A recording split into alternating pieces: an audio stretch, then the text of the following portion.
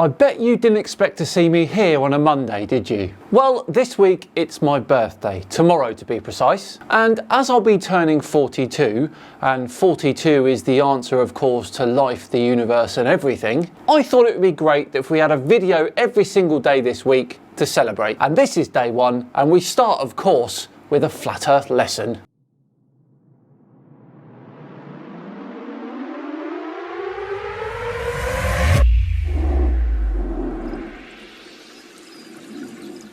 Hello everyone and welcome along to a special Flat Earth birthday episode with me, Simon Dan. Thank you very much for joining me. Right, on with today's video then, which comes from Terry R. Iker of the channel Flat Out Truth. And he wants to tell us why everything is backwards in the southern sky on a flat Earth.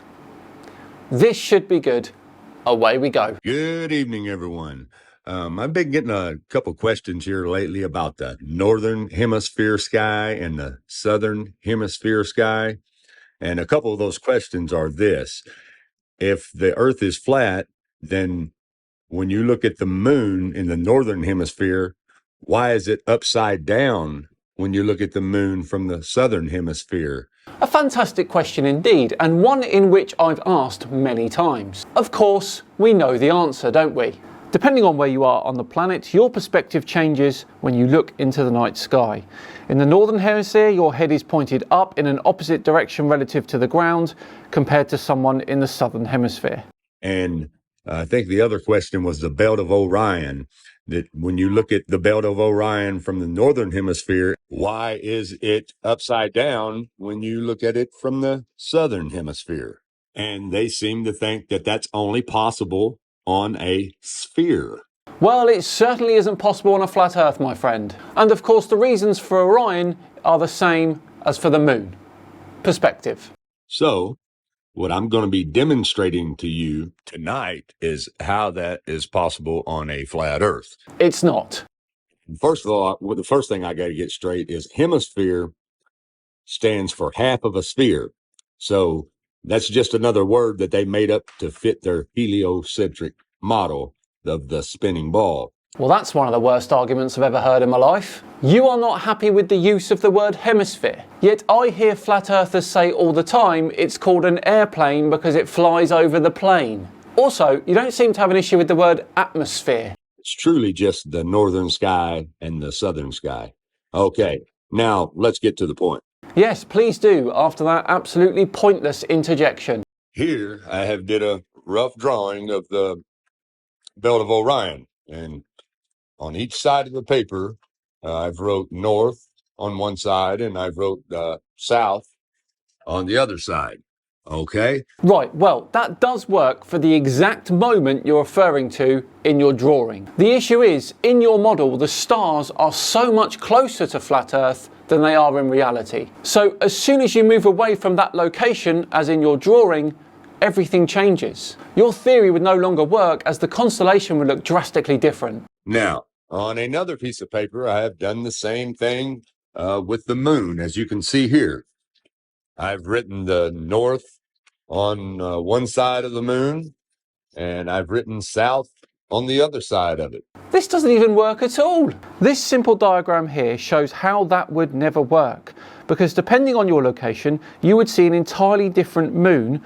The phases would be different as well. Everyone on Earth observes the same phase of the moon at the same time, orientation notwithstanding, of course.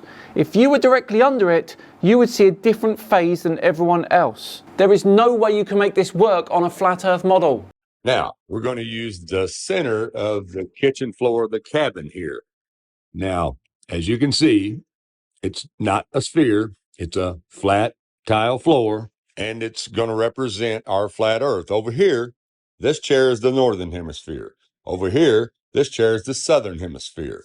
Okay, now up here at this light on the ceiling, I have put the Belt of Orion. As you can see, the north facing one chair and the south facing the other chair. Okay, now let's go over here and sit in the chair on the north while my daughter sits in the chair on the south.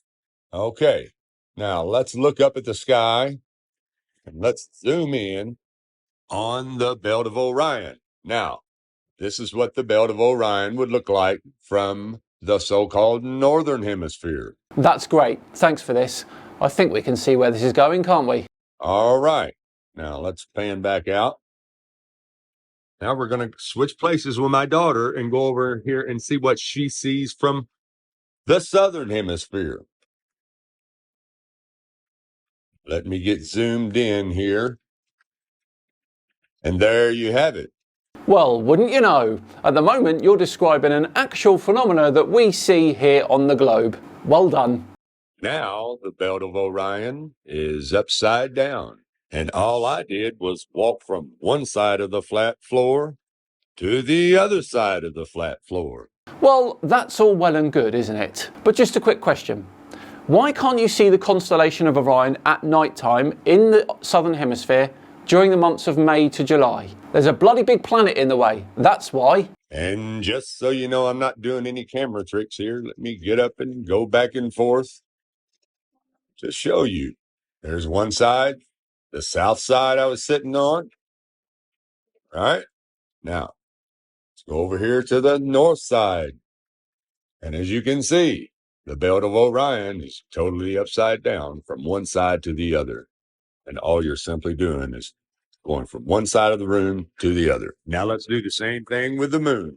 Put my daughter back over here, and here's the northern chair and the southern chair.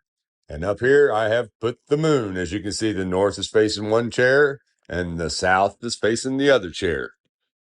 And that camera shot right there debunks your entire argument. At the moment, you are simulating someone seeing the moon from directly beneath it. The second you start getting phases, these would look different to the phases in the north and the south. You have single-handedly debunked yourself, my friend. Okay, now I'm going to go back over here and sit in the northern chair. Now let's get zoomed in up here. Okay, now let's say we're looking at the face in the moon from North America. Take a good look at it. Now let's pan back out. I'm going to get up, walk over here and switch places with my daughter in Australia. The sad thing is, his daughter probably thinks this is correct. Not cool, that, is it? Now let's zoom in and see what we see. Huh, imagine that. Now the face in the moon is upside down from what it looked like from the northern side of the room. Now let me get up and show you that, just like I did the belt of Orion, so you know it's not camera tricks. Like I said, here's the face of the moon from North America, and when we go to South America, it's upside down. I know he says no camera tricks, but why does he keep looking at the floor every time he's switching sides between north and south? Why can't he keep his camera on the moon the whole time? It's really, really simple. And as you can see, as I just proved, you do not have to have a sphere to see it in the opposite direction. No, but you do need a sphere to see it in the manner that we do. As I've showed, it would not work on a flat Earth. Now, if there's some Globers that still don't understand that, then I'm going to break it down really simple for you. Even a baby would understand this. The sky is no different than the ground. Up is no different from down. When I look at this Quaker oat can, I see the face looking at me straight forward. Okay? And I'm on a flat floor. Now, watch what happens when I walk around to the other side of this Quaker oat can. Ah, gotcha. You shouldn't see the Quaker Oats can from that angle. The Quaker Oats can is not real. Imagine that. Now the face is upside down, just like the moon, just like all the constellations that you guys say, well, how can this happen? How can this happen? It's simple, just like this right here. I'm showing it to you.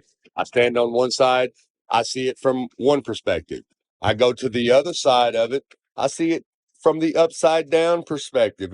Like I always say, hey, go back to school, get your crayons, and start over again, because it's really, really simple. So simple, yet the flat Earth model cannot explain the phases in this theory at all. They would be all over the place in terms of your explanation. So there we go. What do we think of Terry's explanation there for why things look different in the North and Southern Hemisphere? Let me know in the comments below how well his explanation hit home with you. But now I'm going to say we're all done and dusted for another one. Thanks so much for watching. It is appreciated. If you enjoyed it, consider subscribing to the channel, hitting the thumbs up button too. And of course, if you really enjoyed it, share it as well. I've been Simon Dan. Have yourselves a cracking day, and I'll see you all tomorrow for a Tinfoil Tuesday episode. Then for the rest of the week, it's Flat Earth videos all the way. Have a great day. See you then. Bye-bye.